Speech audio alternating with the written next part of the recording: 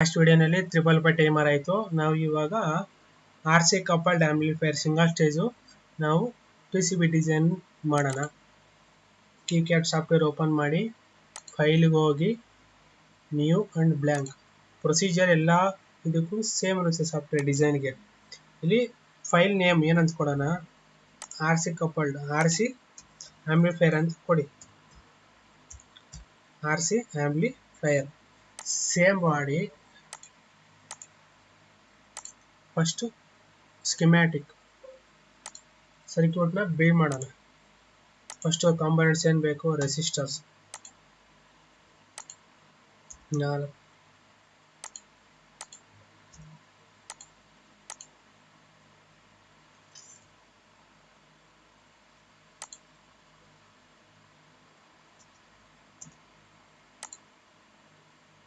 Copy ಮಾಡಿಕೊಂಡು ಇಲ್ಲಿ ಹಾಕೋಣ.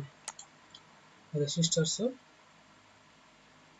ಇನ್ನೂ ಬೇಕು, ಇಲ್ಲಿ ಪ್ಲೇಸ್ ಮಾಡೋಣ.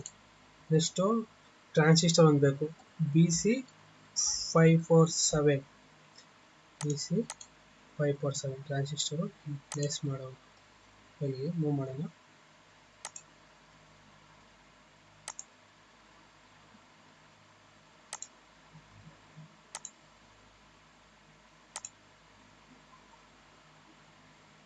ಅದಾದಮೇಲೆ ನೆಕ್ಸ್ಟು ಕೆಪಾಸಿಟರ್ಸ್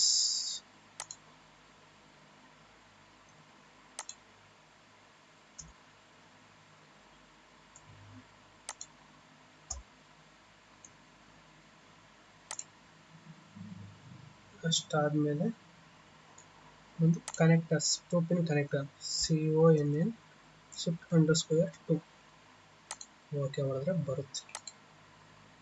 1 2 3 ತಗೊಳ್ಳೋಣ, 3 ಬೇಕು. ಇವಾಗ first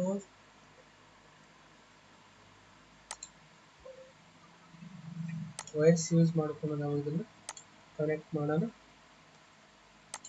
place the wire. First ನಾವು ಇಲ್ಲಿ ಇದನ್ನು ಕನೆಕ್ಟ್ ಮಾಡೋಣ.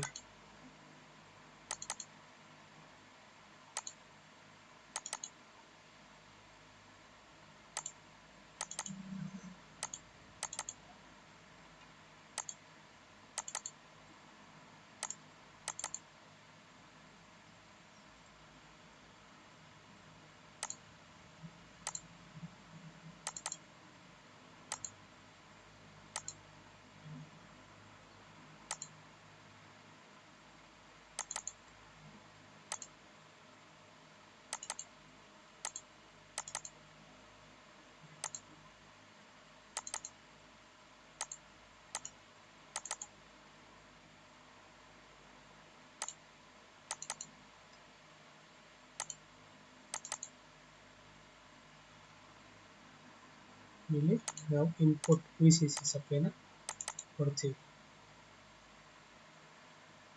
ನೆಕ್ಸ್ಟ್ ಇದು ಔಟ್ಪುಟ್ ಚೆಕ್ ಮಾಡೋಕ್ಕೆ CR1 ಅಲ್ಲಿ 2 ಪಿನ್ ಕನೆಕ್ಟರ್ನ ಕನೆಕ್ಟ್ ಮಾಡಿದ್ದೀವಿ. ಇಷ್ಟ ಆಯ್ತಾ? ನೆಕ್ಸ್ಟ್ ಇಲ್ಲಿ ಒಂದು ಗ್ರೌಂಡ್ GND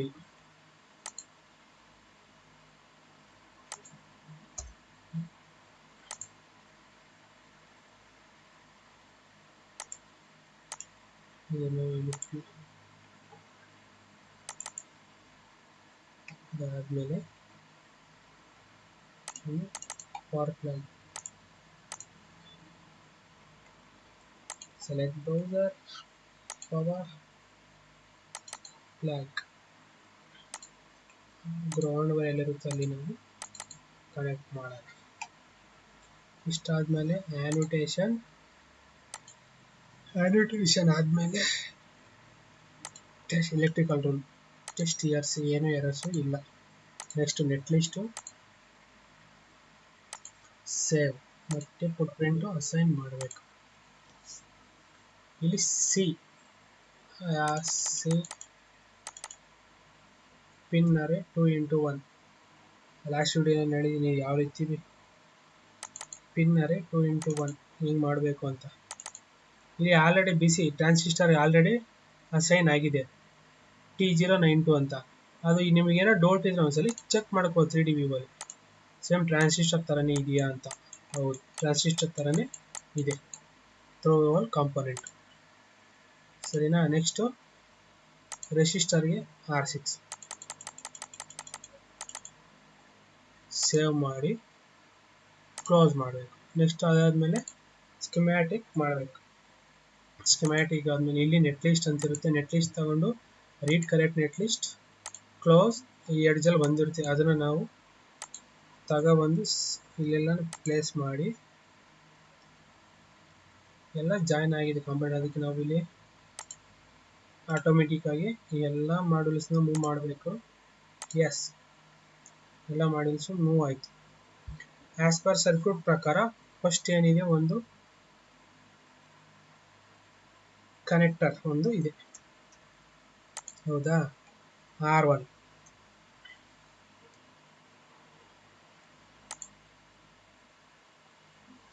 ಒಂದ್ಸರಿ ನೋಡಿದೆ ಸರ್, ಡಯಾಗ್ರಾಮ್ ನೋಡಿ. First R1 R2 R3 same ಇದೇ ರೀತಿ ನಾವು ಪ್ಲೇಸ್ ಮಾಡಬೇಕು. R1 R2 ಇಲ್ಲಿ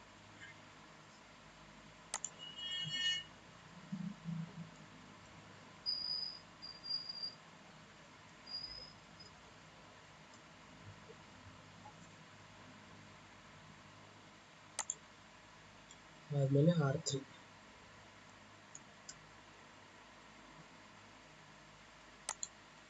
ಆದಮೇಲೆ R4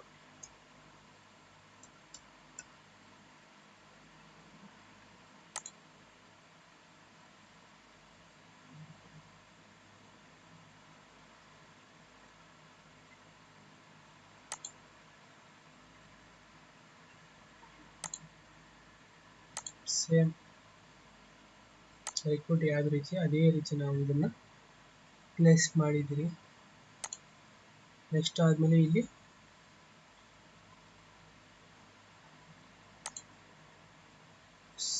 C1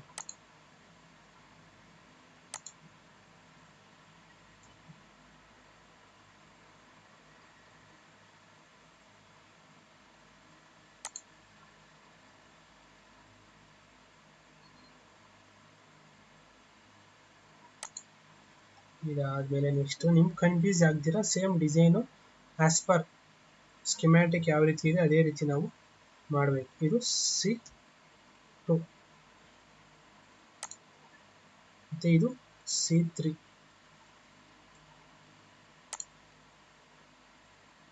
ಇದು ಮೇಲೆ.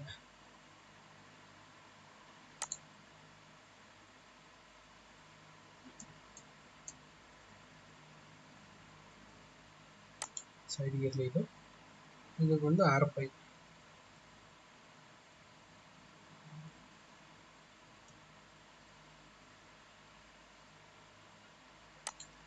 ಇದು ಬಂದು P3.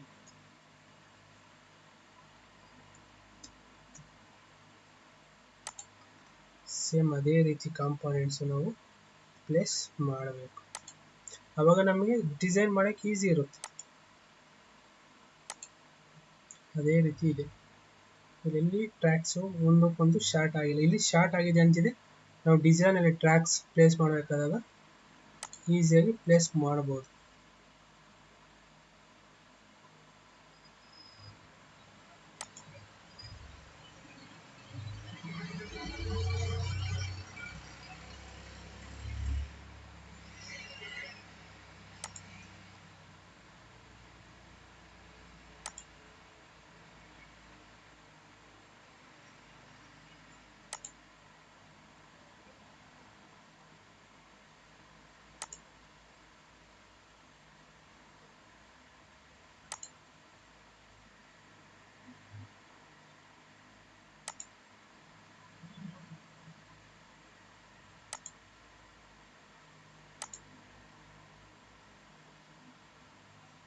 ಎಲ್ಲ ಪ್ಲೇಸ್ ಮಾಡಿದೆ. ನೆಕ್ಸ್ಟ್ ಇವಾಗ ಡಿಸೈನ್ ರೂಲ್ ಹೋಗಿ ಅದಕ್ಕೊಂದು ಮುಂಚೆ ನೀವು ಒಂದ್ಸಲ ಚೆಕ್ ಮಾಡಿ. ಸೇಮ್ ಸ್ಕೆಮ್ಯಾಟಿಕ್ ನಾವು ಯಾವ ರೀತಿ ಕನೆಕ್ಟ್ ಮಾಡಿದ್ದೀರೋ ನಾವು ಲೇಔಟ್ ಡಿಸೈನ್ ಸೇಮ್ ಅದೇ ರೀತಿ ನಾವು ಕನೆಕ್ಟ್ ಮಾಡಿದ್ದೀರಿ. ಹೌದಾ? ನೆಕ್ಸ್ಟ್ ಇವಾಗ ಟ್ರ್ಯಾಕ್ ಹಾಕಬೇಕು. ಡಿಸೈನ್ ರೂಲ್ಸ್ಗೆ ಹೋಗಿ ಟ್ರ್ಯಾಕ್ ವಿಡ್ತ್ ಬಂದು 1 mm ವಿಡ್ತ್ ಕೊಟ್ಟಾದ್ಮೇಲೆ ಇವಾಗ ಇಲ್ಲಿ FC ಸೆಲೆಕ್ಟ್ ಮಾಡಿಕೊಂಡು ಟ್ರ್ಯಾಕ್ಸ್ನ ಪ್ಲೇಸ್ ಮಾಡಿ. ಫಾರ್ ಸಪೋಸ್ ನಿಮಗೆ ಅಂದರೂ ಗೊತ್ತಾಗ್ತಿಲ್ಲ, ಟ್ರ್ಯಾಕ್ ಮಾಡೋಕ್ಕೆ ಲೇಟ್ ಆಗುತ್ತೆ ಅಂದ್ಕೊಳ್ಳಿ, ಡಿಸೈನ್ ರೂಲ್ಸ್ಗೆ ಹೋಗಿ 1 mm ವಿಡ್ತ್ ಆದಮೇಲೆ ಇಲ್ಲಿದೆ ನೋಡಿ ಫಾರ್ ಆಟೋ ರೊಟೇಟಿಂಗ್ ಮೋಡ್, ಇಲ್ಲಿ ಸೆಲೆಕ್ಟ್ ಮಾಡಿಕೊಂಡು ರೈಟ್ ಕ್ಲಿಕ್ ಮಾಡಿ ಆಟೋ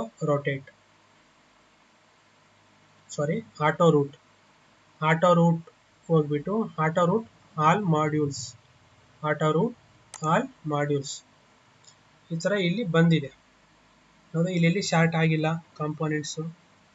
ನಾವು ಇದನ್ನ ಏನು ಮಾಡಬೇಕು, ಆಲ್ರೆಡಿ 2 ಲೇಯರ್ ಬಂದಿದೆ. ಇಲ್ಲಿ ಗ್ರೀನ್ ಕಲರ್ ಒಂದು, ಕಾಪರ್ ಲೇಯರ್ ಒಂದು, ಬಿ ಲೇಯರ್ ಅನ್ನೋದು. ಇದು ಡಬಲ್ ಸೈಡು ಬಿ ಲೇಯರ್ ಅನ್ನೋದು ಡಬಲ್ ಸೈಡೆಡ್ PCB ಯೂಸ್ ಮಾಡಿ ನಾವು ಇದನ್ನು ಸ್ವ್ಯಾಪ್ ಮಾಡಬೇಕು. ಎಡಿಟ್ ಹೋಗಿ ಸ್ವ್ಯಾಪ್ ಲೇಯರ್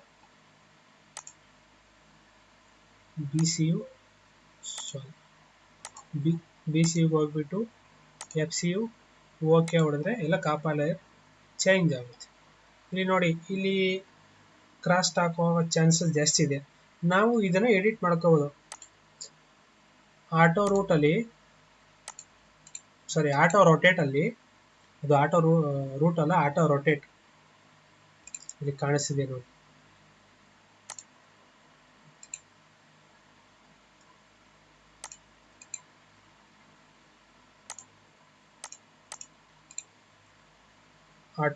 ಆಟೋ ರೊಟೇಟ್ ಅಲ್ಲ, ಅದು ಆಟೋ ರೂಟ್.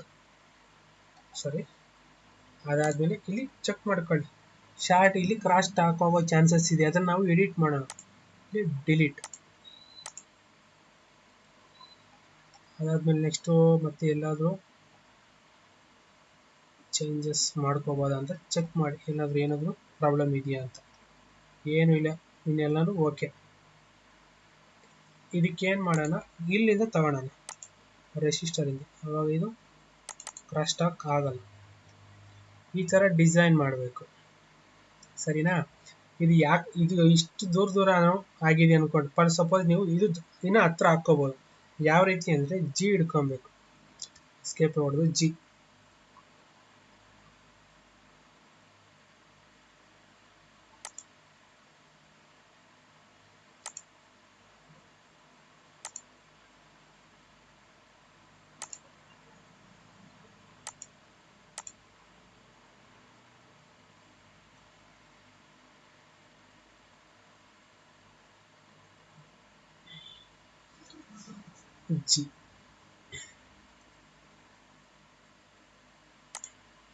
ಹಾಗೇನು ಇವೆಲ್ಲ ಡಿಲೀಟ್ ಮಾಡೋಕ್ಕೆ ಟ್ರ್ಯಾಕ್ಸ್.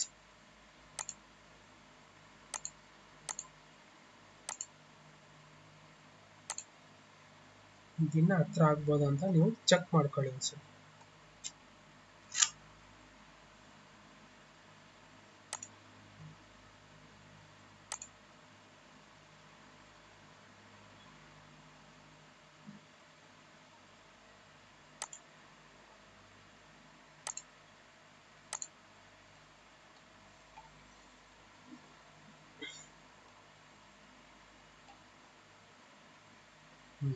ಮತ್ತೆ ಇನ್ನು ಹತ್ರ ಹಾಕಿದ್ರೆ ಏನಾಗುತ್ತೆ, ಇನ್ನು ಹತ್ರ ಆಗ್ಬೋದು.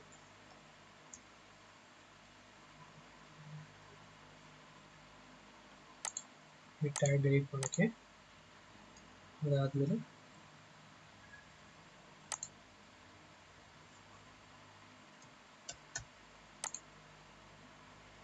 ಈ ಥರ ಹತ್ರ ಆಗ್ಬೋದು.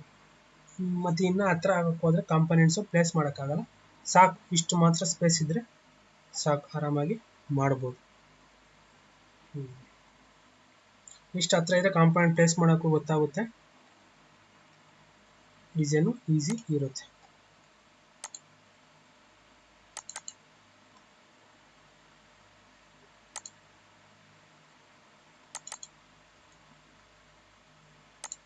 ಟ್ರ್ಯಾಕ್ಸು